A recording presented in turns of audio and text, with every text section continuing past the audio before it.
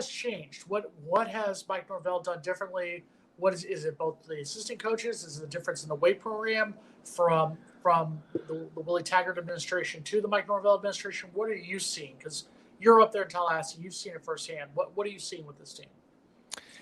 I wouldn't say too much of a change. I think it's now consistency. Now, like Mike Norvell said today at the ACC Media Day, this is now a true second year off season that Florida State is able to have. Mike Norvell came in during the pandemic. Things were all over the place. You had players going back home and their parents' houses. They're, trying to lift with whatever they had. They're doing pull-ups off of fences. You saw Keyshawn Hilton doing workouts literally off the top of a fence doing pull-ups. I mean, they had much of nothing really to work with. You had the coaching staff, the whole staff, the program sending them food, protein. I think now it's just the consistency, and you're seeing now the gains that some guys need, like Lloyd Willis putting on an additional 13 pounds. Some of these guys really, really need that. I don't think now moving to the next 2 to 3 years, you're going to see a big problem with that just because of what Florida State's been able to do in the recruiting trail, bringing in guys that are already at that size caliber that can compete with the SEC. Guys in the trenches, you're already recruiting. You're recruiting that now, but for guys that are veterans, guys that have been on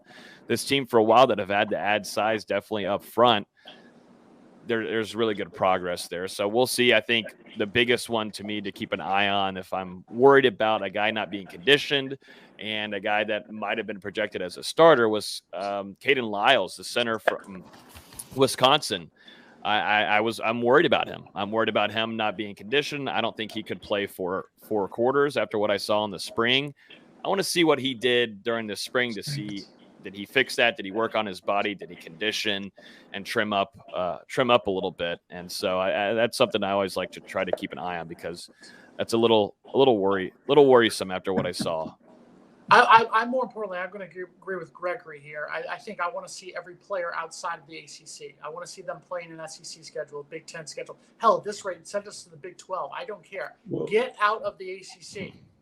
Guys, it's been 18 days. Excuse me, I apologize. It's been 16 days since I posted that Pulitzer Prize winning article on why the Big Ten should take Miami and Florida State. I stand by that. Guys, we are still trapped in the ACC. We're going to start a GoFundMe. We're going to raise the money. At this rate, let's go to Conference USA. I don't care. Get out of the ACC.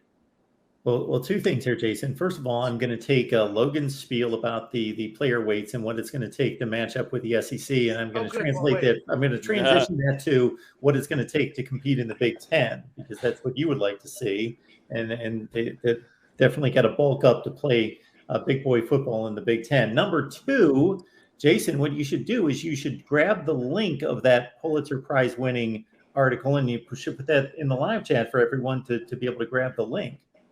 I mean, but then they have to go to NBCMiami.com, type in Jason Parker. It'll pop right up right away. You will get to see it right away. It easy for everyone. You will see my greatness. Plus, we will get more page views on our website, and that'll help with my salary. So Go ahead. Go to NBCMiami.com.